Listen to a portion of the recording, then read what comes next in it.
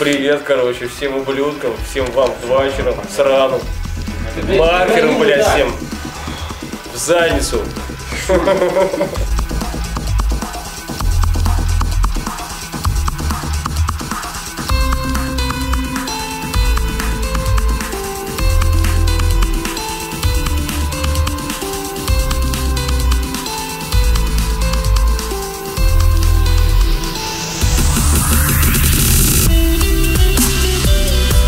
Давайте, короче, одна бутылка у вас, другая бутылка у нас.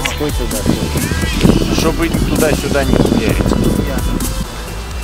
Не, на самом деле я не знаю, чему радоваться, точнее, зачем грустить. Вот день такой, на самом деле, вроде как продуктивный, и в то же время, блин, очень грустный.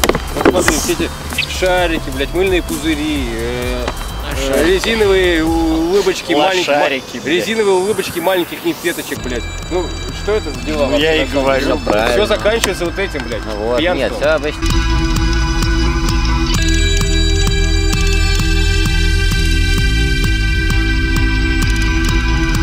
Я помню, решал уравнение Шрёдингера, приравнял постоянную планку к нулю, устремил. Там адовый пиздец начался. Ну, к тому, что мой преподаватель говорит, а вы попробуйте сделать так и посмотрите, что у вас получится. У вас кванты будут или нет? Я охуел. Там через предел я решал. Там дифференциальное уравнение второго порядка получается. Ну, собственно, само уравнение Шрёдингера. Это дифференциальное уравнение второго порядка. К сожалению, не помню, что у меня получилось. Я могу даже найти инспирацию. О том и речь,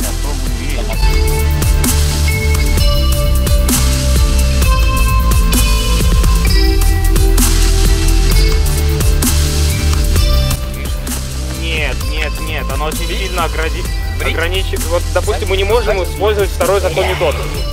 Ну, в принципе, ньютоновскую механику для квантового мира. Просто вот эти квантовые уравнения, они ограничивают область применения макротеории.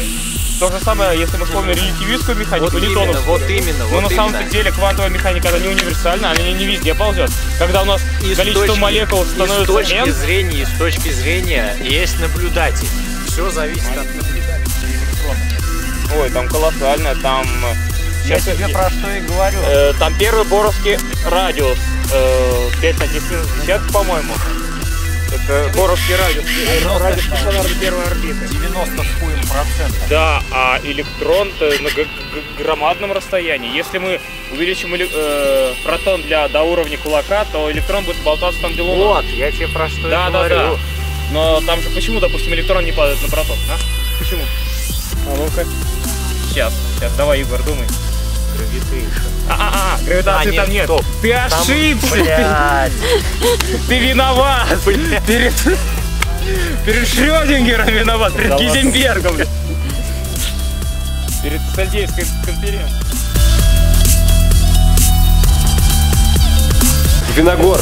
Целебный напиток. Вот кто идет к знахарке, кто идет, блядь, в больничку, а кто-то идет в магазин за виногором. Вот это мы, короче.